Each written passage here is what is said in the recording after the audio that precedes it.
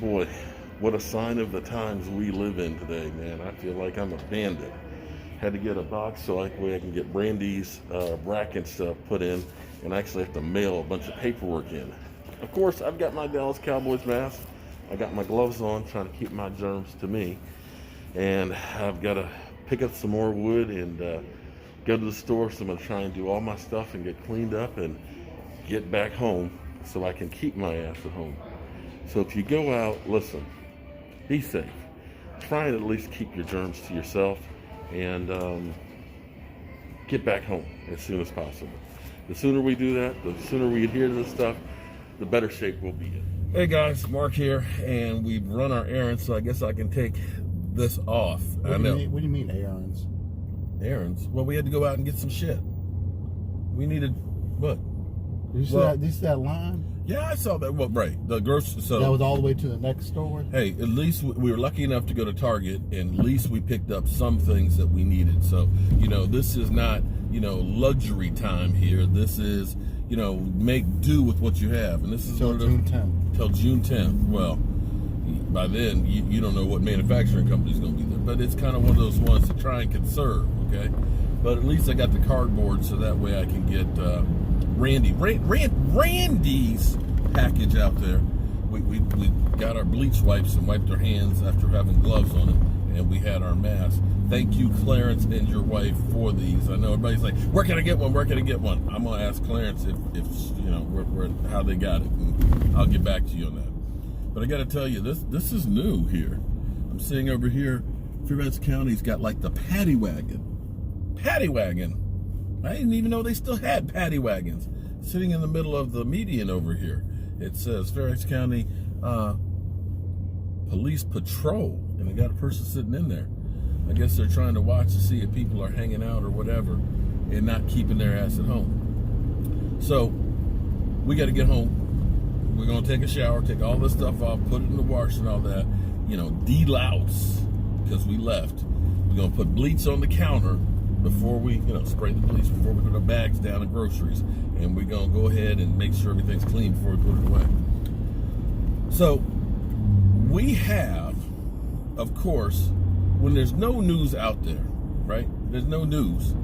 They end up finding something about the Dallas Cowboys. It's amazing that the Dallas Cowboys are the only team ever to do anything wrong in the history of the NFL, because that's the narrative you always get. So now we're going through and we're talking about Amari Cooper, and we have an anonymous NFL executive said that they shouldn't have paid Amari Cooper. But it might be an anonymous source that wanted to get Amari Cooper and which the Cowboys hadn't, so he could have got him. And then you had Rex Ryan bloviating his big fat mouth and saying that, he wasn't worth it. He's a bum and he disappears, and when you need him, this, that, and the other, and I wouldn't pay. Well, we know, Rob, that you always done the right thing, have won multiple Super Bowls, right? You're just great. You've won tons and tons of Super Bowls because you're that guy. Well, here's the thing that I want you to understand about the Dallas Cowboys. The Dallas Cowboys, believe it or not, I know this is going to sound crazy, but they've actually been really good at doing their deals. You're like, Mark, put down the liquor bottle because you're drunk. No, but hear me out. Here's the thing. D-Law, it would have been nice if they had gotten it done sooner so it wouldn't have affected the season. But here's the thing. He was already franchise tagged, which was going to cost you like, $19, $20 million for the season, right? So you were going to have to pay that regardless.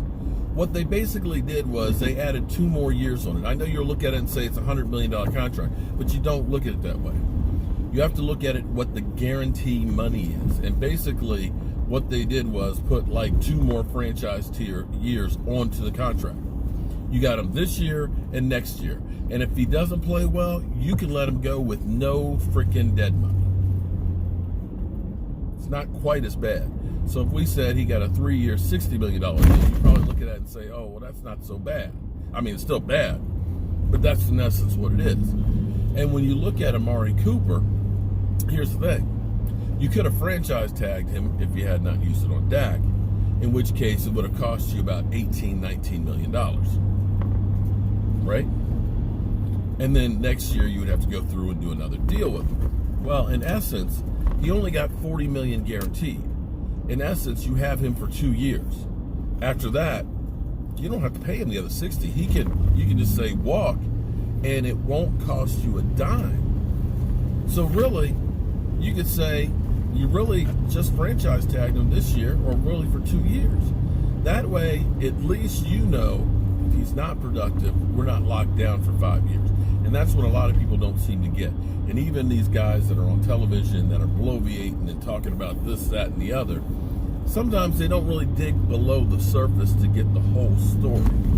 Now, even with Zeke Elliott's deal, you can walk away from Zeke Elliott's deal in 3 years. It's the same type of a deal. Yeah, it's huge numbers and things like that, but the salary cap is going to be growing in leaps and bounds. And so what we think of right now as $20 million, say, for Amari Cooper, next year, it may be $25 million for the top wide receivers. In fact, Amari Cooper did himself a disservice by signing back with the Cowboys because he probably could have gotten a better deal elsewhere. And probably the same type of thing will happen with Dak Prescott. The interesting thing on that one is the Cowboys want to try and get that 5-year deal. So that way, they'll give him the guaranteed money to start the contract out with, and then basically they can let him walk after 3 years. Dak Prescott wants to get that 4-year deal where he guarantee it, where he knows he can renegotiate because he's going to bet on himself. So that way he can get more money a la Kirk Cousins. The funny thing to me, though, is this about ESPN and things.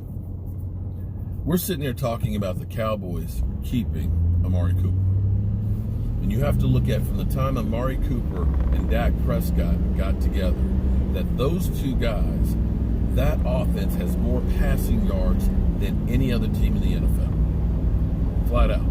Whether you say he disappeared or had bad games, whatever, that is a fact. And we're talking about how bad a deal that was. Yet, here it is. You got the Texans and O'Brien, who's the coach GM that is way over his head, who ends up trading away Hopkins for a broke-down running back. That has to be one of the dumbest moves in the world, yet they ain't talking about that. They ain't talking about that. And as we go through and talk about Dak Prescott's contract and how much money that he may get paid, like $35 million range and stuff, it's funny because nobody talks about Kirk Cousins getting up to the $33 million range after already having $88 million guaranteed. Why is that? Maybe Kirk Cousins was overpaid. I don't know. But we'll talk about that tonight on our live stream, where I'll be back home, keeping my ass at home. If you go out, get what you need, get your ass back home. And I'll see you guys soon.